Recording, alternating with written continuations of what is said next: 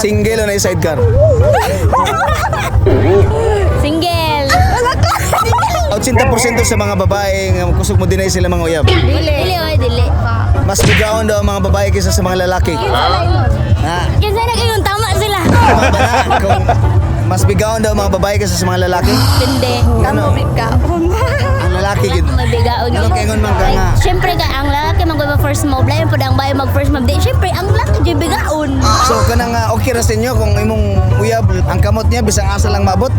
Adili. Kanang touching kay ba? Dapat yung touching dapat sa mura. Kamot bisang asa maabot.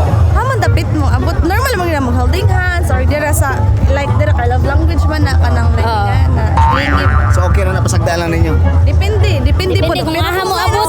Depende kung aha mo abot. sa leso na bata na. Dili na sa leso. Sa bata lang lang. Basta manangid lang. Gunita ko ani be.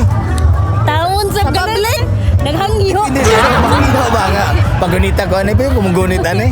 Ayo kay Depends man po sa ano, it depends sa crowd o private ba or sa public. Kung sa private, okay lang mang iyang kamot bisang asa maabot. Depende kung magkasinabot. Ikaw mo to bagay basig mo tanaw akong mama.